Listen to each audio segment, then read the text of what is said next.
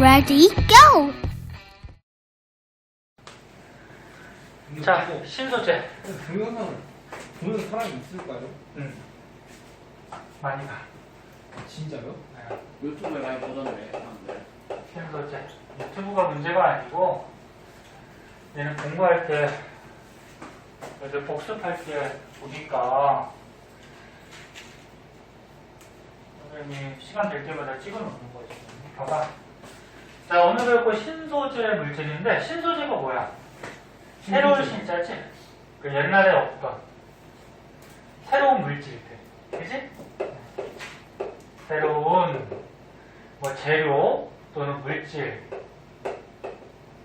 기술이 발달하면서 이런 신소재 물질들이 자꾸 개발이 되고 발명이 된 거죠. 그래서 뭐에 대해서 배우니? 여기서는 반도체, 그 다음에 초전도체, 액정, 그 다음에 그래핀, 탄소 나노튜브. 요거 말고도 뭐 신소재 물질이 많이 있는데, 요게 이제 중요하죠. 그 5가지. 5가지의 원리, 특징, 이런 것도 꼭 알고 있어야 되는데, 자, 맨 처음에 반도체부터 한번 보자.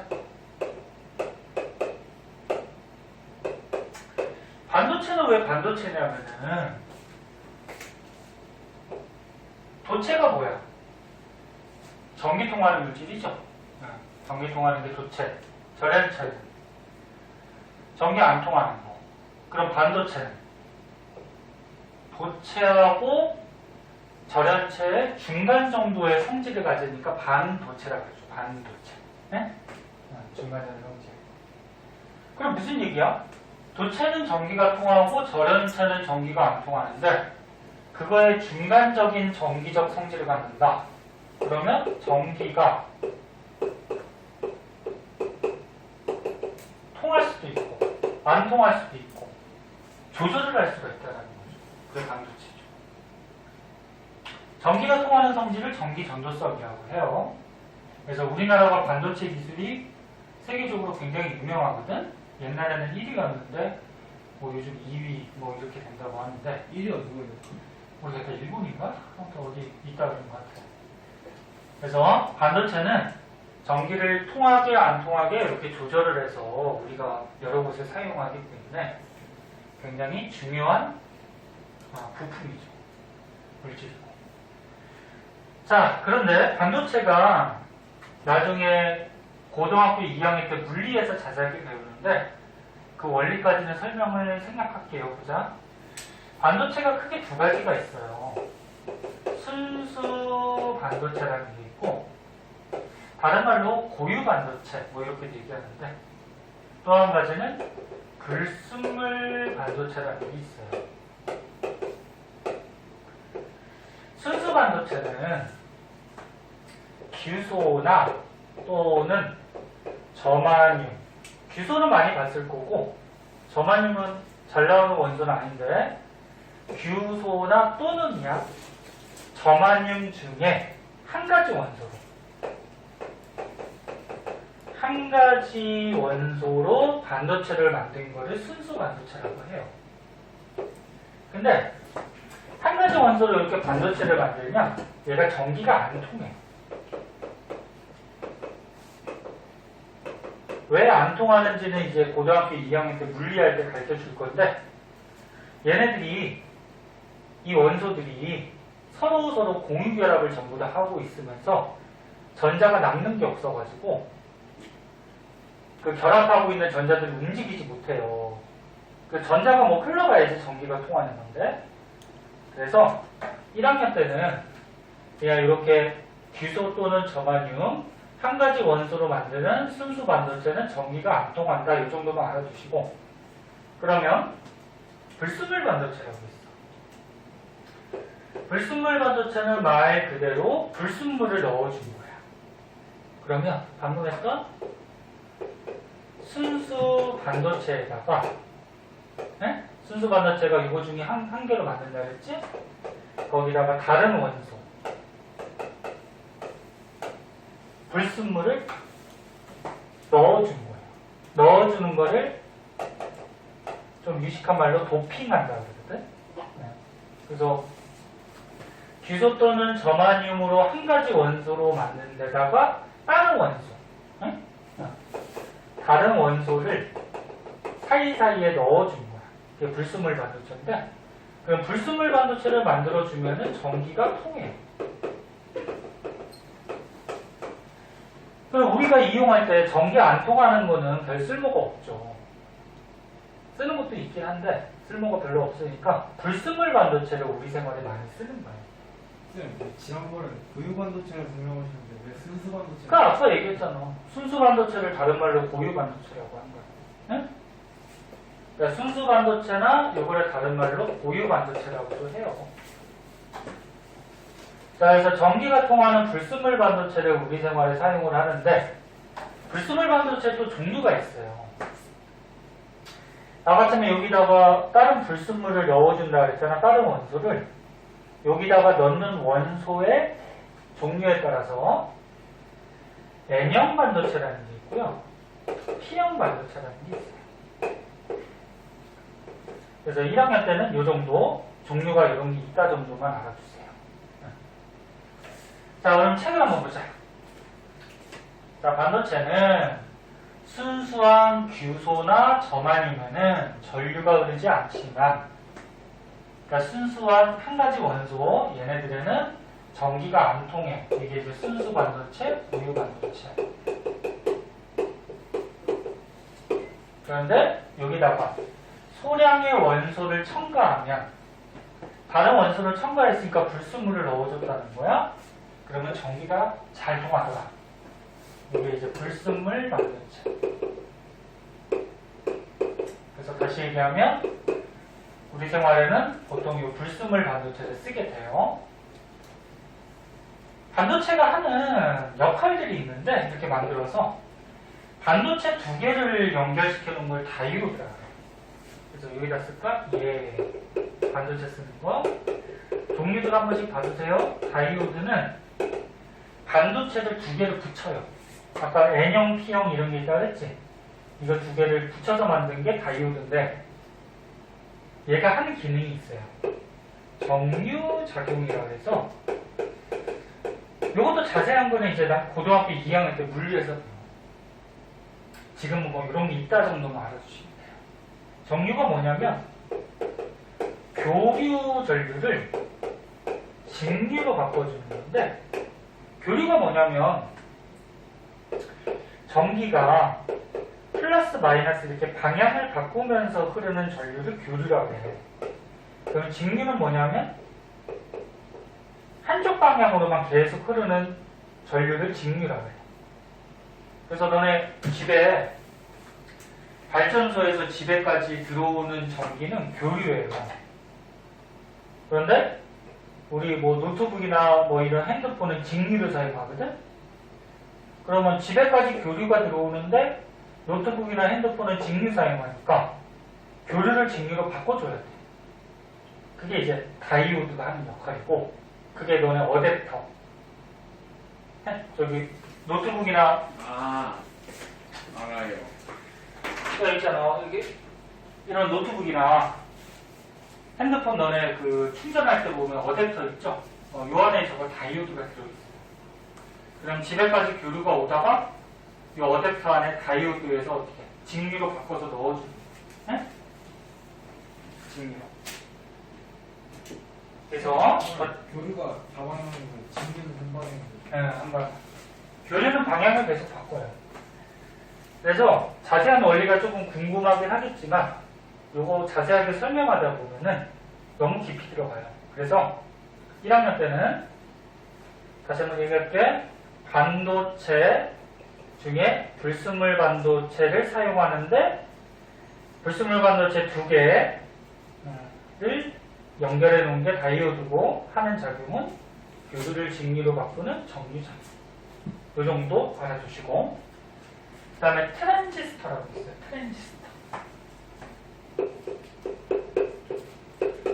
트랜지스터는 반도체를, 이거 N형, P형 불순물 반도체를 세 개를 붙여놓은 거예요.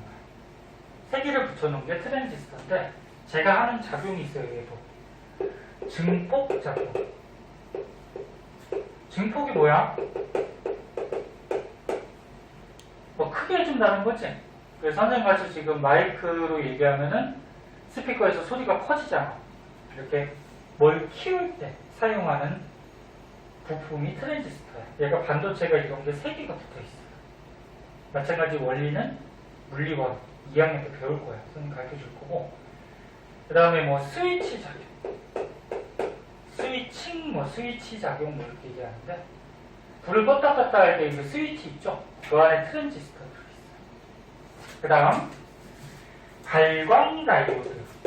발광 다이오드. 요거는 너네 영어 약자로 뭐라 그러냐면은 LED라고 해요. LED. LED 많이 들어봤잖아. LED가 너네 그 빛을 방출하는 이런 등이잖아. 그래서 너네 집이나 이런데 형광등 안 쓰고 LED 등 사용하는 집들도 많이 있을 거예요. LED 등으로 사용하면은 이게 전기가 잘 통해서 전기 소모도 적고요. 그래서 전기를 조금 먹고 그 다음에 똑같은 전기가 들어가도 빛이 굉장히 밝게 나오죠. 그래서 발광 다이오드. 다이오드니까 뭐야? 반도체 2개 붙여놓은 건데 2개. 근데 다이오드에서 빛이 나오는 거예요. 그래서 빛 나오는 이런 조명이나 조명, 형광등 같은 조명, 그 다음에 영상장치, LED TV 이런 거 들어봤을 거예요. TV 그 화면에 LED가 들어있어요. 발광 다이오드. 뭐 이런 곳에 쓰이고요. 그 다음에 유기발광 다이오드라고 있어. 유기발광 다이오드. 얘는 영어 약자로 OLED라고 해요. OLED. 요 그림 같이 화면인데, 빛이 나오는 화면인데, 그러니까 발광 다이오드니까 다이오드에서 빛이 나와요. 근데 이렇게 휘어지는 화면 같은 거 있어요. 비싸겠죠, 당연히. 화면이 휘어지고. 자, 그래서 다시 한번 정리할게. 지금 시간에 확실히 외워야지. 외워두고 알아두세요. 집에 가서 복습하면 좋겠지만 복습을 대체로 잘 안 하잖아요. 복습을 해야 되는데. 다시 한번 얘기하면 선생님 적어주는 정도만 1학년 때 좀 알아두시면 돼요. 자세한 원리는 2학년 때 배우고, 반도체는 한 가지 원소로 만드는 순수 반도체. 근데 얘는 전기가 잘 안 통해. 근데 여기다가 다른 원소, 불순물을 넣어주면 전기가 잘 통해요. 이 불순물 반도체. 참고삼아 불순물 반도체는 N형, P형이라는 게 있고요. 이 반도체를 2개를 붙여놓은 게 다이오드. 다이오드는 교류 전류를 직류로 바꿔주는 정류작용할 때 쓰고, 이 반도체 3개를 붙여놓은 거 트랜지스터, 요거는 키우는 증폭작용, 스위치 작용. 그 다음에 발광 다이오드, LED라고 하고, 뭐 등이나 뭐 영상장치, 유기발광 다이오드, 이런 뭐 휘어지는 디스플레이 그래가지고 휘어지는 화면, 이런 곳에 우리가 쓰게 된다. 얘들도 알고 계시는데요? 자, 그 다음에 이제 초전도체가 나오는데 얘도 또 굉장히 중요해요. 한번 보자. 초전도체.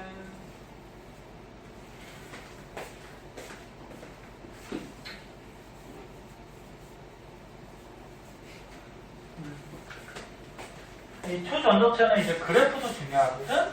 그래프도 시험문 같은 데나 문제도 많이 나와요. 뭔지 자세하게 한번 봅시다.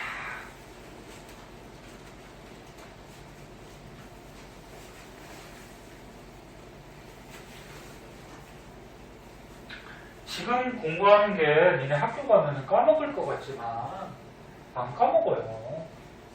물론 이제 중간중간에 잊어버리는 것도 있지만 그때 가서 또 한 번 학교에서 배우거나 또 학원에서 배우면은 기억이 다시 다 날 거야. 그러니까 어차피 나중에 배울 건데 뭘로 배워요? 그럼 학원 다닐 필요가 없지.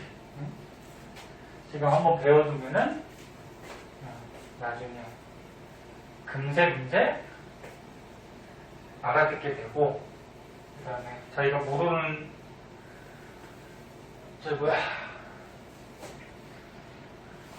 모르는 순간에 자기 실력들이, 과학 실력들이 차츰차츰 쌓이고 있어요. 자, 초전도체 한번 보자.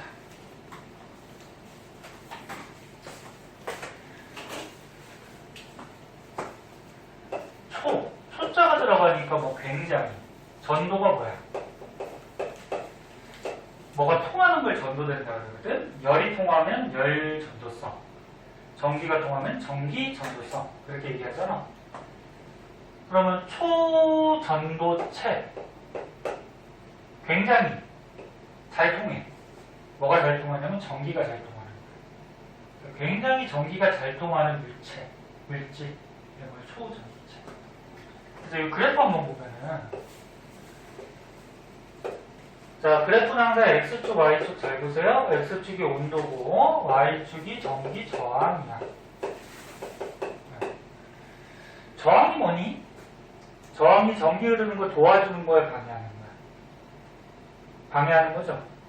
그러니까 전기가 흐를 때 전기가 잘 흐르지 못하게 방해하는 게 저항이야.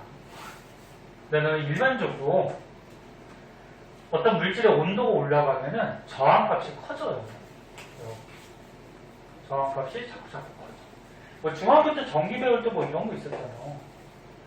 뭐 도선이나 어떤 물체가 있을 때, 도선이나 어떤 물체가 있을 때 전기 통하는 물질을 그래 도체라고 그러지. 근데 물체 고체 안에는 이제 원자, 핵, 전자 뭐 이런 것들이 있었는데, 여기에서 전자들이 막 흘러가잖아요. 전기 꽂아주면. 이 전자들이 어느 쪽으로 가니? 전자가 마이너스 극에서 어디로? 플러스로 막 끌려가지. 그래서 이렇게 도체 물질 안에서 전자들이 흘러가면 전기가 통하는 거죠. 그리고 전자는 마이너스에서 플러스로 가지만 실제가 아니고 전류는 플러스에서 마이너스로 흐른다고 이건 약속을 한 거라 그랬어요. 다시 얘기하면 도체 전기 통하는 물질은 안에서 이렇게 전자가 흘러가야 돼. 그럼 저항은 뭐야? 저항은 이 전자들이 흘러갈 때 이 안에 있는 원자가 있잖아. 원자가 이 전자 흘러가는 걸 어떻게 막아버리죠. 네? 즉 전류 흐름을 방해하잖아. 이게 방해하려는 것을 저항이라고 해요. 다시 얘기할게. 전자가 흘러가는 게 전기가 통하는 거고요. 그때 도체 물질 안에 이 원자 때문에 방해를 받죠. 이게 전기 저항. 근데 온도가 올라가면 어떻게 돼? 이 고체 물질, 도체가 안에 있던 원자들이 진동하잖아, 제자리. 이제 그 진동이 활발해지죠. 온도가 올라가면 에너지가 커집니다. 그럼 진동이 활발해지면은 이 전자가 지나갈 때 충돌을 더 잘하겠죠. 그럼 더 못 지나가겠지. 그래서 저항이 일반적으로 커져요. 그럼 거꾸로 얘기하면 봐봐. 온도가 내려가면은 저항은 어떻게 될까? 작아져요. 그런데 어떤 물질 중에 온도가 내려가다가 쭉 내려가다가 낮은 온도에서 저항이 갑자기 줄어들다가 0이 되는 경우가 생겨요. 이렇게 온도를 낮춰주다가 전기저항이 0이 되는, 전기저항이 0이 되는, 0에 가까운 이런 형태가 되는데, 이런 물질을 초전도체라고 해요. 모든 물질이 다 이렇게 되는 거 아니야. 그래서 온도가 떨어지다가 전기저항이 갑자기 이렇게 0이 되는 그런 물질들이 있어요. 그때 이 0이 될 때 온도를 우리가 임계 온도라고 해요. 임계 온도. 다시 한번 얘기하면 온도가 내려가다가 임계 온도까지 온도가 내려가면 전기 저항이 0이 돼요. 이런 게 초전도체. 자, 그럼 저항이 0이 되면 여기다가 이제 전기를 통해 주면 전류를 흘려주면 전류가 굉장히 강하게 되겠죠. 왜? 막는 저항이 없으니까. 방해하는 저항이 없으니까 굉장히 강하게 흘리겠지. 그리고 추가적으로 전류가 강하게 흐르면 그 주위에 자기장도 생기는데 자기장도 강하게 생겨요. 그러니까 니네 저런 거 배운 거 있잖아. 도선에 만약에 전류가 흘러, 그럼 뭐 오른손으로 전류 방향 감싸지는 게 뭐 자기장 방향 뭐 이런 거 배운 거 있잖아. 네. 그러면 전류가 흐르면 거기에 자기장이 생겨요. 고등학교 때는 문자 많이 쓰는데 전류는 I라는 문자 쓰고요. 자기장은 B라는 문자를 써요. 자, 그럼 정리하면 핵심은 이거야. 자, 핵심은 이건데 다시 한번 보면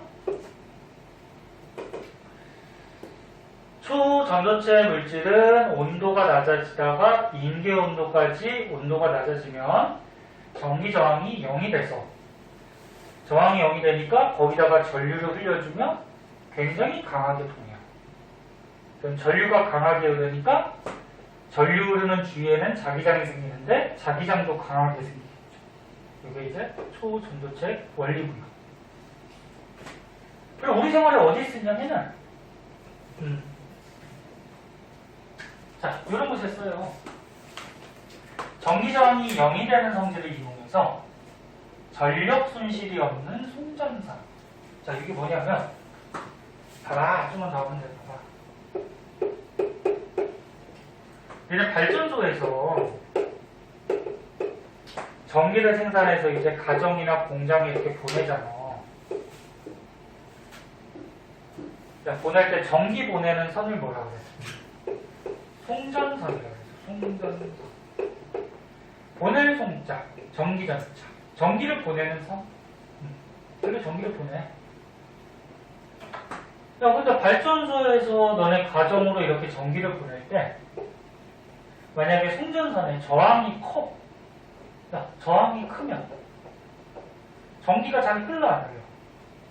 안 흐르죠. 그죠?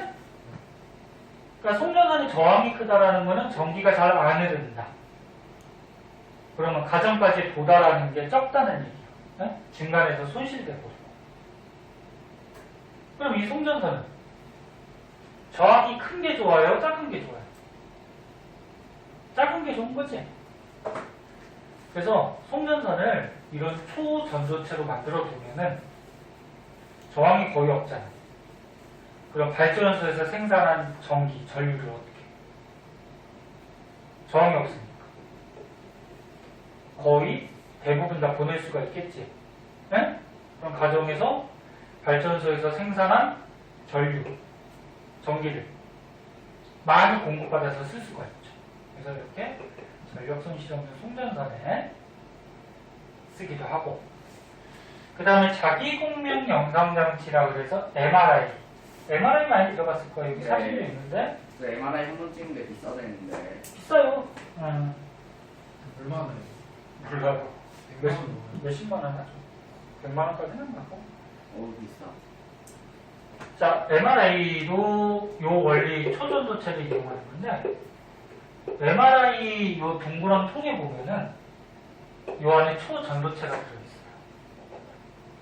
초전도체가 들어있어서 여기다 이제 전기를 공급시켜주는 거예요.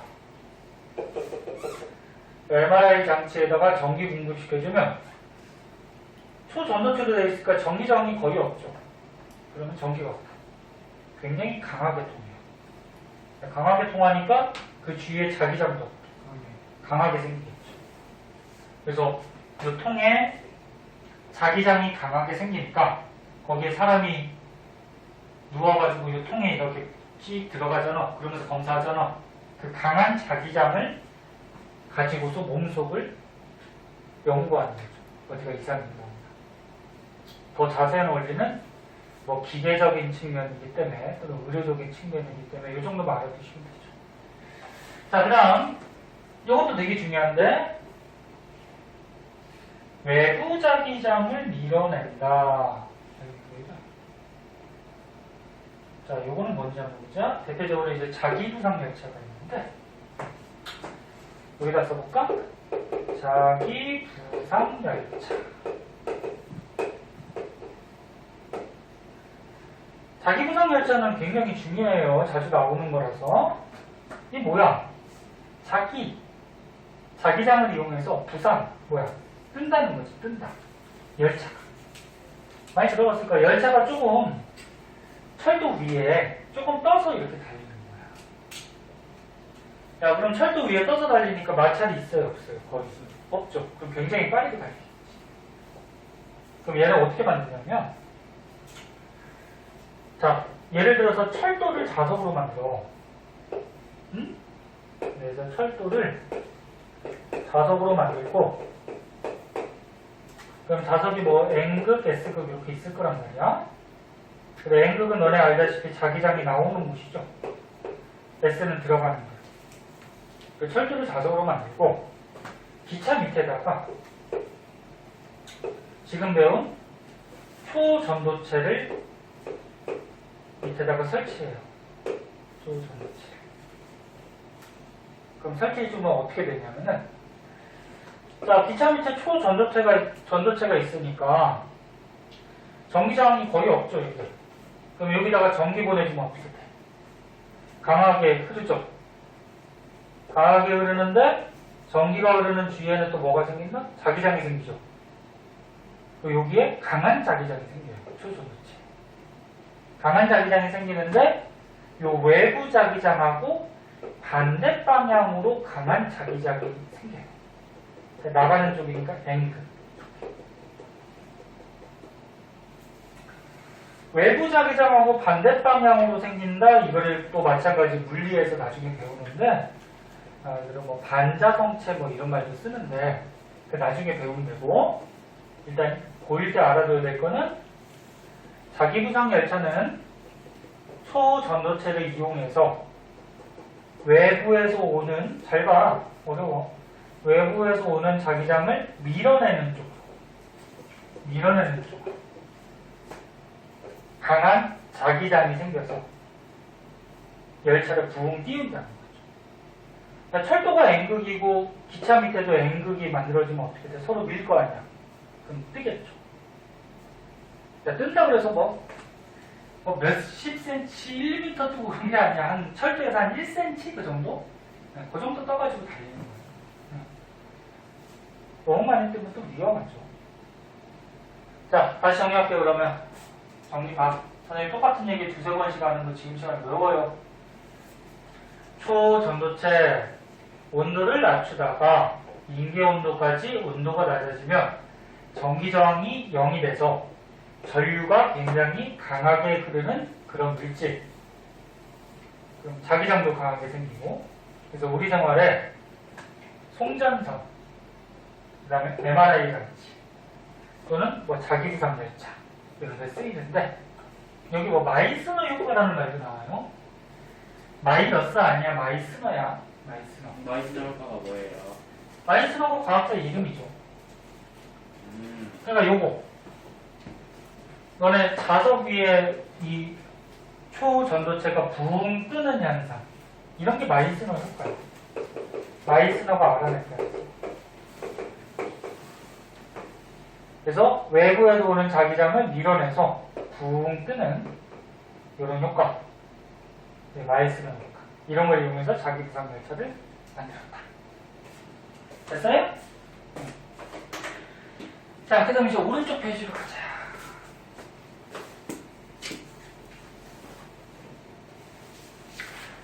자, 마지막으로 액정 하나 볼게요. 액정 여기까지 좀 하고 끝내줄게요.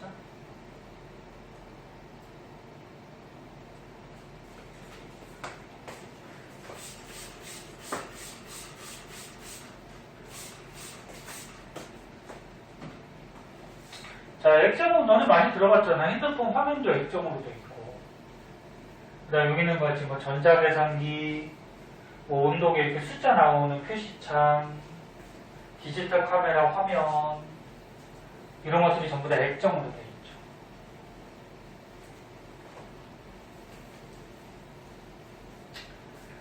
액정도 우리 생활에 많이 쓰죠. 그리고 액정 화면이 비싸요.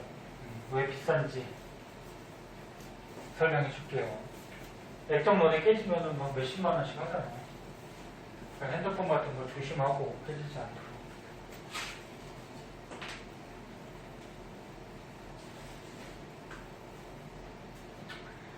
자, 액정은요. 자.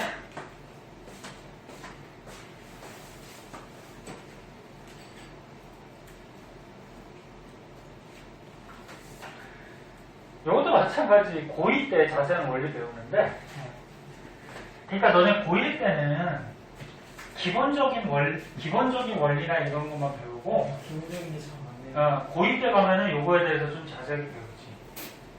갈수록 복잡해지는 거지. 자, 보자. 액정. 액정은 고체하고 액체의 중간적인 성질을 갖는 분자예요, 분자. 그러니까 니네 물질 하나의 원자, 분자 이런 거 있잖아. 눈에 안 보이는 굉장히 조그마한. 근데 이 분자가 얘들아 고체하고 액체의 중간적인 성질을 갖는데, 그럼 고체하고 액체 중간이니까 고체는 뭐 딱딱하고 액체는 뭐 흘러다니고, 그거의 중간이니까 뭐 쉽게 얘기해서 말랑말랑한 젤리 정도? 네. 그런 형태를 띠는 분자다.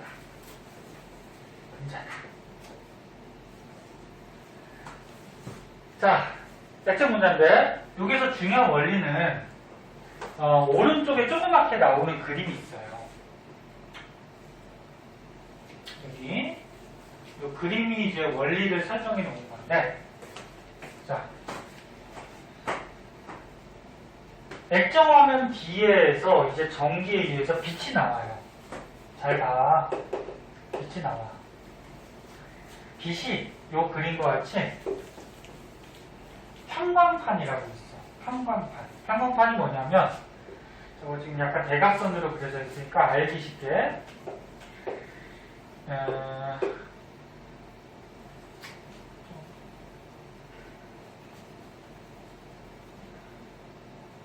자, 다시 봐봐. 좀 작게 그리자.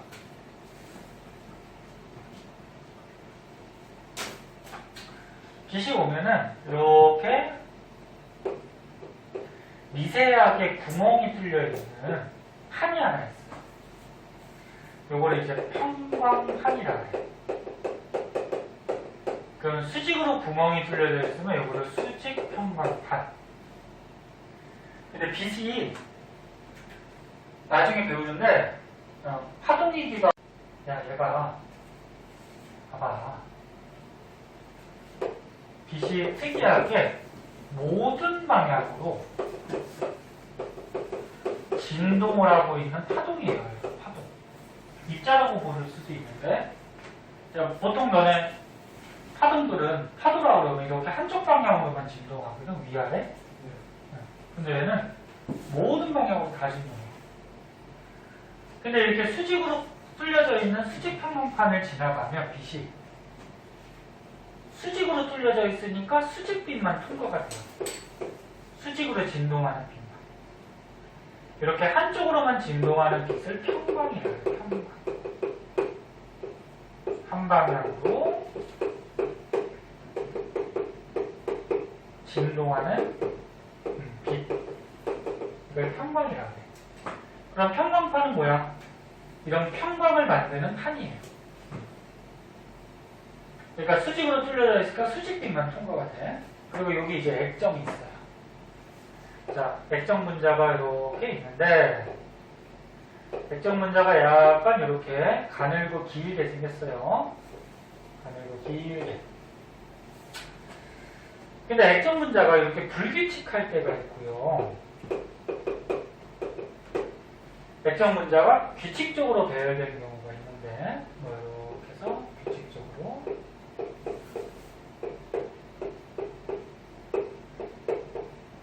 지금 4개만 그린 거야. 원래는 되게 많아 분자가 되겠지? 근데 이게 액정 분자가 불규칙하게 돼 있을 때는 이 액정 분자한테 전압을 안 보내줄 때, 즉 전기를 안 보내주면 불규칙해요. 그럼 규칙적일 때는 액정 분자한테 전기를 보내줄 때, 전압을 보내주면 규칙적이에요. 그러니까 전기 힘에 의해서 얘가 규칙적으로 배열을 하는 거예요. 전기 힘에 의해서. 그러면 빛이 이 평광판을 지나오면 수직으로 진동하는 평광이 나오는데 이게 액정 불규칙한 곳을 지나다 보면은 얘가 진동해서 가다가 얘네들하고 막 부딪혀서 나올 때 방향이 꺾여 나와요. 꺾여 나와. 근데 이쪽에는 또 평광판이 하나 더 있어요. 하나 더 있는데 이쪽은 반대로 구멍을 또 뚫어놔요. 반대로 뚫어놓으면 수평으로 뚫어놓으면 지금 빛이 한쪽으로 진동하는 거니까 평광이지. 근데 수평으로 진동하지. 그래서 이 빛이 여기 통과를 해. 그래서 빛이 나와요. 근데 밑에 거 한번 봐. 밑에 거는 야, 빛이 오는데 수직 평광판을 지나면 수직 평광만 한쪽으로 진동하는 빛만 빠져나오는데 전압을 걸어줘서 제 액정 분자한테 전기를 보내서 얘가 규칙적으로 배열하면 이 수직 진동하는 빛이 그대로 와요. 방해를 들이받아서. 그대로 오면 이쪽에 뭐 있어? 수평 평광판이 있죠? 근데 수직으로 진동하니까 이 수평 평광판을 통과를 못해요. 그 못하니까 여기는 빛이 나오지 않아요. 그래서 자, 이런 게 압축되어 있는 게 액정인데 이 앞에다가 이제 색 필터, 빛의 삼원색이 빨초파죠. 빨초파 필터들을 갖다 놓으면 만약에 화면에 빨간색으로 표시하고 싶어? 그럼 빨간색 쪽만 빛을 내보내면 되는 거고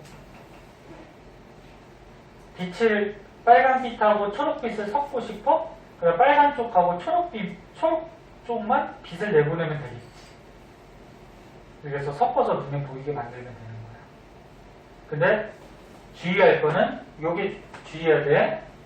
액정 분자한테 전압을 안 보내준 쪽이 빛이 나와요. 그리고 액정 분자한테 전압을 보내주면 빛이 안 나와요. 그래서 애들이 많이 틀리는 게 액정 분자한테 전기를 보내줘야지 빛이 나오지 않아요? 그거 아니야. 반대야. 다시 한번 얘기할게. 액정 분자한테 전기, 전압을 안 보내준 쪽이 빛이 나와요.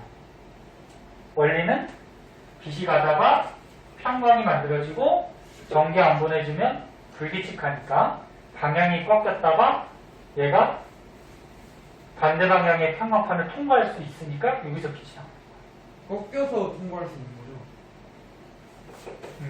그럼 얘 그림 봐봐. 빛이 왔어. 근데 수직 평광판이래.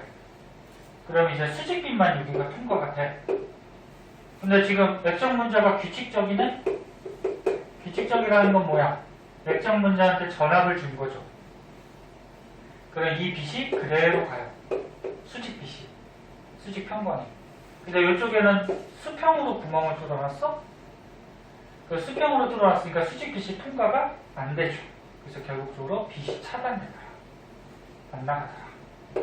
여기서 빛이 나오게 하려면 액정 분자한테 전압을 안 걸어줘야 되는 거지. 응? 그럼 얘가 불규칙해서 빛이 나오겠죠. 자, 이렇게 이제 액정의 원리고요.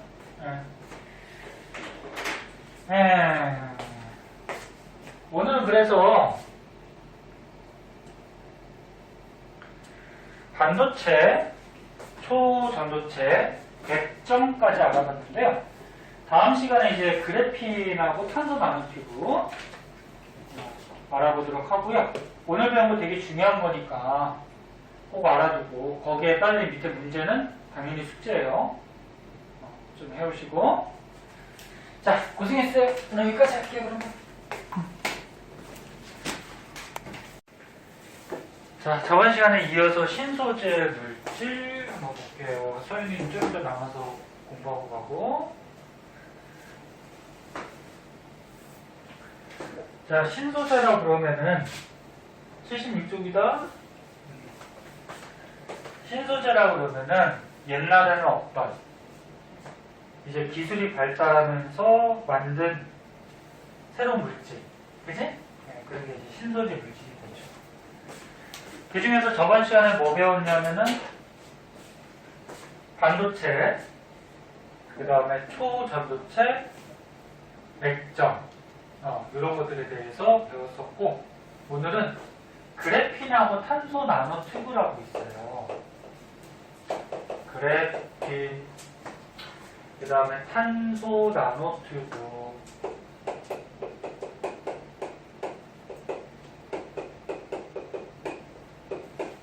자, 얘가 어떤 물질인지 한번 보도록 할게요. 보자, 7번 보자.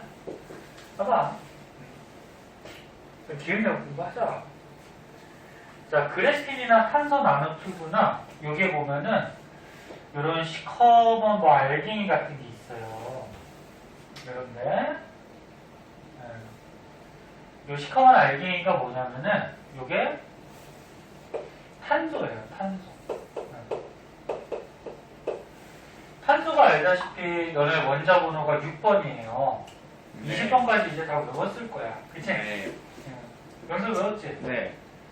수헬리베 붕탄 6번이야. 그럼 탄소가 6번이면은 어떻게 생겼냐면 이렇게 생겼죠. 원자 번호는 원자핵 안에 들어있는 양성자 개수 가지고 원자 번호 100이고 그 다음에 겉에 전자들이 돌아다니는데 전자 개수 가지고도 원자 번호도 100이죠. 그럼 잘 보세요. 전자가 6개가 돌아다니는데 첫 번째 껍질에는 전자가 최대 몇 개 들어간다 그랬니? 2개. 응? 288 들어간다 그랬죠. 288. 그게 옥텟 규칙 8전자 규칙이라고 그러고. 그래서 첫 번째 껍질에 2개 들어가고 두 번째 껍질에 몇 개가 남아요? 4개. 아니지. 4개구나. 미안해. 4개 남죠. 네. 그때 자, 옥텟 규칙에 따라서 288 들어가야지 이 원소가 안정해지는데 첫 번째 껍질에는 2개가 들어갔어. 근데 두 번째 kop질에는 4개밖에 없죠. 이렇게 저번 거 기억해봐. 옥텟 규칙에 따라서 2개 들어가고 남는 전자를 뭐라고 그래? 원자과 전자. 원자과 전자. 고등학교 게 쉽지 않아. 그럼 탄소는 원자과 전자가 4개야. 바깥쪽에. 근데 몇 개가 돼야지 안정해진다고? 8개. 그럼 4개가 더 필요하죠. 그런데 얘를 자세하게 보면은 이 탄소가 전자가 바깥쪽에 4개밖에 없기 때문에 4개가 더 필요한데 공유결합을 3군데밖에 안 해요. 이렇게 자세하게 잘 보면. 탄소 나노튜브도 마찬가지. 지금 무슨 얘기냐면 여기다 그려줄게. 봐봐. 탄소가 있을 때 또 옆에 탄소가 이렇게 있어요. 옆에 탄소가 이렇게 있는데 이 탄소가 갖고 있는 전자들이 원자과 전자가 4개가 있어. 바깥쪽에. 맞니? 잘 봐. 어려워. 4개가 있죠. 그 중에서 얘가 다른 탄소에 있는 전자하고 3개를 같이 써요. 이렇게. 공유결합. 이게 전자 같이 쓰는 거를 이제 공유결합이라고 하죠. 공유결합. 공유결합에 대해서 또 뒤에서도 한번 또 더 나와 있을 텐데. 그러면 이 가운데 있는 탄소가 옆에 있는 탄소들하고 전자를 같이 쓰다 보면은 몇 개가 되는 효과가 생기냐면 하나, 둘, 셋, 넷, 다섯, 여섯 그리고 하나, 7개. 근데 원래 몇 개를 가져야지 안정이? 8개를 가져야지 안정한데 얘는 공유결합을 3개씩만 하고 있어요. 지금 자세히 보면 결합을 3개씩만 하고 있어요. 전부 다. 그러면 탄소에 있던 바깥쪽에 원자과 전자 4개 중에 3개는 결합을 하고 있고 하나가 남아요. 요 하나 남는 애는 결합을 안 하고 있으니까 굉장히 자유롭게 움직여 다닐 수 있어요. 그래서 자유롭게 움직여 다니는 전자라 그래서 이거를 자유전자라고도 해요. 네? 그럼 이쪽 탄소도 어떻게 될까? 얘들아, 해봐. 이쪽 탄소도 옆에 거랑 하나, 둘, 세 개 공유 결합을 하고 여기도 또 자유전자가 또 남아요. 이 탄소. 얘도 마찬가지죠. 얘도 이제 공유 결합을 하나, 둘, 세 개 하고 얘도 또 자유전자가 또 남아요. 그래서 무슨 얘기냐면 그래핀이나 탄소 나노튜브는 탄소들이 공유 결합을 하고 나서 자유전자들이 남아서 해봐. 자유전자들이 남아서 이 전자들이 자유롭게 움직여 다니면서 전기나 열이 잘 통해요. 전기 통하는 성질을 전기 전도성이라고 그러고 열이 통하는 성질을 열 전도성이라고 해요. 그래서 전기 전도성과 열 전도성이 크다, 뛰어나다. 그러니까 전기나 열이 잘 통한다는 얘기예요. 얘는 어떤 물질에서 얘들아 여기 전기 꽂아주면은 전자들이 움직여가면은 전기가 통하는 거야. 그리고 가열을 해주면 전자들이 열 에너지를 갖고서 또 이동을 하거든. 그래서 다시 한번 얘기할게. 그래핀, 탄소 나노튜브 바깥쪽에 원자과 전자가 4개인데 이 4개 중에 3개만 결합을 하고 있고 하나씩 남아서 이게 자유롭게 움직일 수가 있고요. 이 전자들이 움직여 다니면서 전기나 열이 잘 통하는 거야. 그래서 그래핀이나 탄소 나노튜브 전기 전도성과 열 전도성이 굉장히 뛰어난 물질이다. 그리고 또 특징이 또 이런 게 있어요. 강철보다 강하다. 강철이 철이야, 철. 철보다 얘가 단단하대요. 실제로 100배 이상 단단하대요. 철보다. 그럼 단단한 이유는 뭐냐면 얘가 육각형 벌집 구조로 하고 있거든. 지금 이 구조를 잘 보면 얘가 이렇게 육각형으로 벌집 구조를 하고 있는데 얘는 벌집이라는 게 굉장히 빈틈이 없고 치밀한 구조예요. 벌집이. 벌집 육각형으로 다 결합하다 보면 빈틈이 생기질 않아요. 그래서 육각형 벌집 구조, 치밀한 구조이기 때문에 굉장히 단단한 강철보다 단단한 성질이 있어요. 그리고 또 특징, 얘가 한 겹으로 돼 있거든요. 한 겹. 지금 딱 보니까 한 겹이야. 한 겹으로 돼 있으면 굉장히 얇겠죠. 얇으니까 어떠냐면은 투명해요. 그리고 한 겹이니까 이렇게 휠 수도 있어. 휠 수도 있어. 그래서 유연성이 있어요. 투명하고 또 유연하고. 그럼 이런 그래핀 같은 경우에 이제 장점들이 되게 많죠. 어떤 거? 전기나 열도 잘 통하고 강철보다도 단단하고 투명하면서도 유연하고 단단하면서도 유연해. 그리고 우리 생활에 많이 쓰이겠죠. 옛날에는 어떤 새로운 물질이야. 네? 그래서 우리 생활에 뭐 이런 곳에 쓰이게 되는데 이 쓰이는 곳은 뭐 그냥 참고 삼아 보시고요. 외울 필요는 없어요. 네? 원리만 아시면 돼요. 자, 그 다음에 탄소 나노튜브는 이 그래핀은 어떻게 한 거야? 동그랗게 이렇게 말아놓은 거예요. 동그랗게. 네? 동그랗게 말아놓은 게 탄소 나노튜브 이렇게 돼요. 그림 여기 있으니까 안 그릴게. 튜브 모양이야. 이렇게 튜브. 특징은 비슷해요. 얘네들도 결합을 세 군데 하기 때문에 군데군데 자유전자들이 남거든요. 그래서 전기나 열이 잘 통해요. 얘도. 그리고 얘가 육각형 벌집 구조를 마찬가지 하고 있기 때문에 강철보다도 단단해요. 근데 한 겹은 아니죠. 동그랗게 말아놨으니까. 그치? 한 겹은 아니라서 뭐 투명하고 유연하다 요것만 좀 다르고요. 나머지는 성질이 똑같아요. 그래서 우리 생활을 이용하는 곳은 한번 보도록 하시고. 네? 네.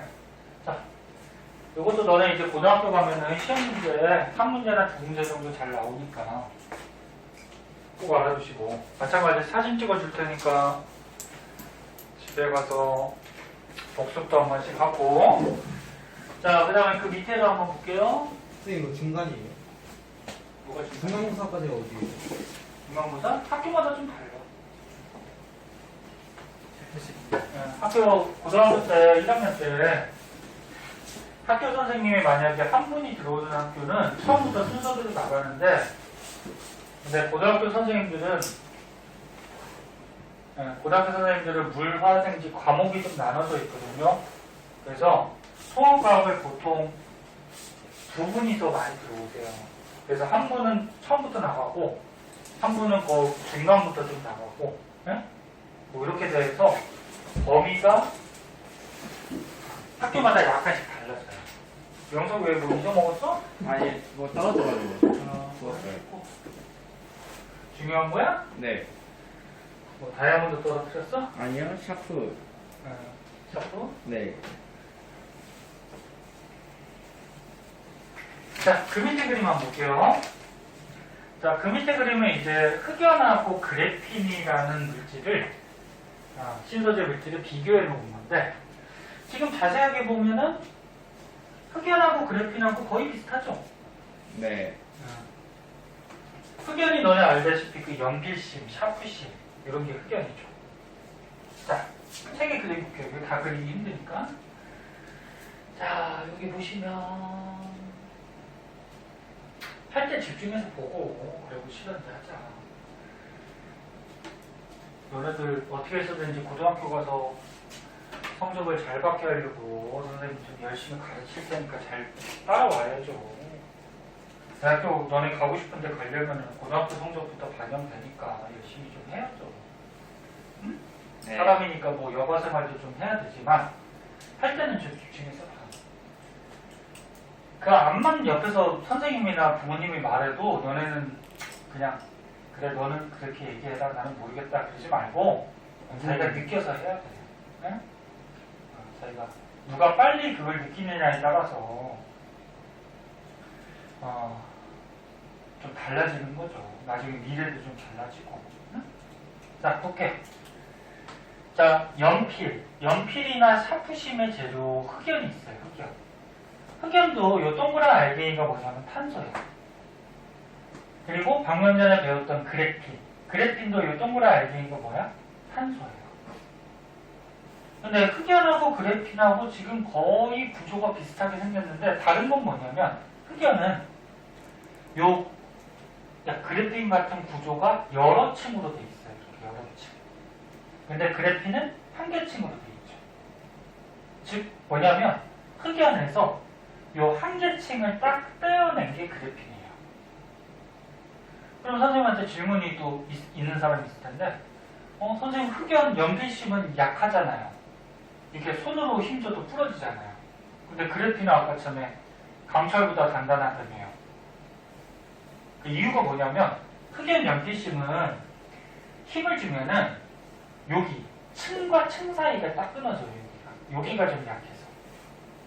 여기는 그렇게 강한 결합이 없거든. 그래서 층하고 층 사이가 끊어지면서 부러지는 거예요. 그런데 여기 한 개 층 안에서는 굉장히 강하게 결합하고 있거든. 공유 결합을. 그래서 얘는 끊어지지 않아요. 자, 그래서 책에 있는 정도만 좀 알아두는데 자세히 보세요. 연필심인 재료인 흑연에 한 층만 떼어내서 탄소 원자가 육각형 벌집 모양, 이렇게 벌집 모양으로 평면 구조, 한겹 평면 구조를 이루고 있는 물질이 누구다? 그래핀이다. 그리고 방금 얘기했듯이 흑연이나 그래핀은 전부 다 뭘로 돼 있다? 탄소로 돼 있다. 하지만 구조가 다르죠.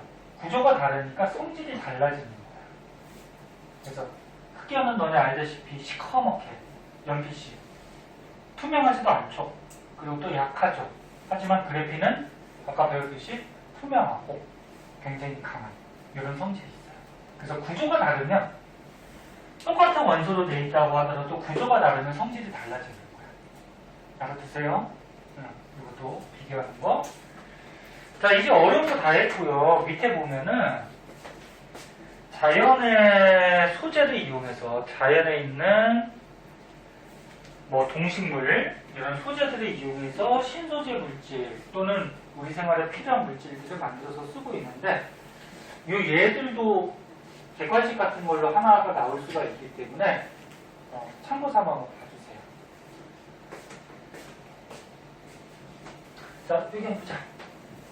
이게 옛날에 아니 옛날은 아니고 전에 한 번씩 배워서 서민이하고 신우도 저번에 한번 배웠어요. 여기 보고 응? 책에 그때 온라인 교육할 때 화상 교육할 때 배운 것 같은데. 자, 보자. 자연 소재를 이용한 신소재 물질에서 독고마리 열매라고 있어요. 그 산 같은 데 가면은 이렇게 가시같이 약간 갈고리같이 튀어나온 열매들이 있어. 이게 독고마리 열매라고 그러는데, 그래서 이 독고마리 열매 옆을 지나가면 옷에 막 달라붙어요. 그래서 이런 갈고리 같은 걸 이용해서 갈고리 형태 이걸 이용해서 잘 붙는 벨크로 테이프라는 걸 만들어요. 그러니까 쉽게 얘기해서 찍찍이. 너네 옷이나 신발 같은 데 보면 이렇게 찍찍 붙였다 뺐다 하는 찍찍이 있죠. 거기 자세하게 보면 갈고리 모양같이 이렇게 있죠. 그래서 이런 독고마리 열매를 소재로 해서 벨크로 테이프. 홍합의 족사라 그래서 홍합이 너네 바닷속에 사는데 이렇게 홍합 안에 이제 내장 성분이 있죠.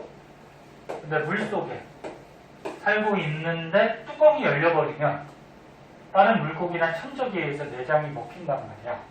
그래서 뚜껑이 잘 안 열리게 하기 위해서 이 뚜껑과 뚜껑 사이에 접착물질을 얘가 뿌려서 잘 안 열리게 만들어줘요. 그러면 얘가 물속에 살지 물속에서도 접착 성분이 나와요. 그래서 이걸 이용해서 수중 접착제 물속에서도 접착 능력이 있는 이런 거를 우리가 또 만들어서 쓰고, 연잎.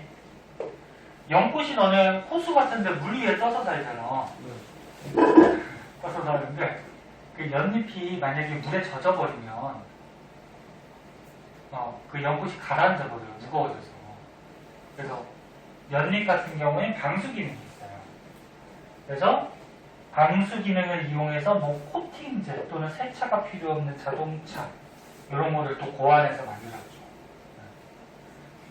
그래서 아까 전에 얘기했듯이 그냥 자연의 생물들을 이용해서 우리의 필요한 것들을 지금 만드는 거예요. 그 다음에 개코도마뱀이라고 있어요. 자, 개코도마뱀은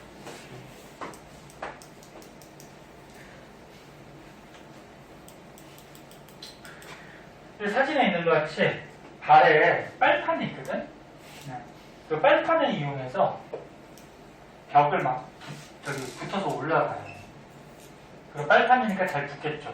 네. 그런 개코도마뱀 발바닥에 빨판 원리를 이용해서 뭐 개코 테이프, 의료용 패치, 그 몸에 붙일 수 있는 패치 이런 거를 또 만들어 쓰고, 아까 벌집이 구조가 치밀하다고 그랬는데 거미줄도 구조가 치밀해요. 그래서 거미줄도 너네 모양 잘 보면은 굉장히 치밀한 구조, 단단하거든. 물론 사람이 이렇게 툭 치면 끊어지지만 곤충 같은 게 날아가다가 부딪히면은 걸려가지고 잘 벗어나오지 못하죠. 치밀한 구조 이런 걸 이용해서 총알도 뚫을 수 없는 뭐 방탄복, 그 다음에 인공 힘줄, 몸 안에 보면 이제 힘줄이 있거든. 질기고 단단해야 돼. 뭐 낙하산줄 뭐 이런 거를 또 만들기도 하고. 상어 비늘.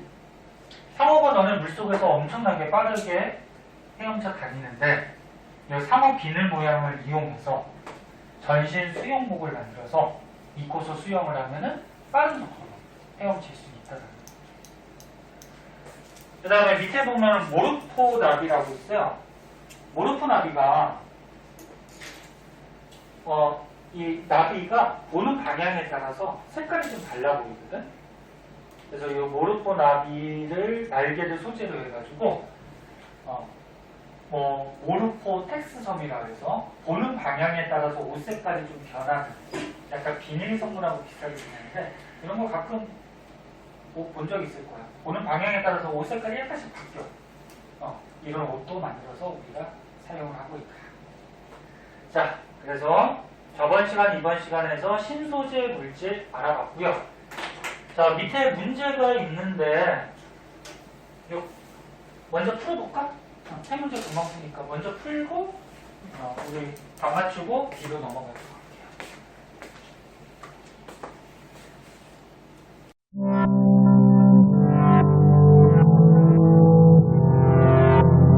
구독과 좋아요 눌러주세요.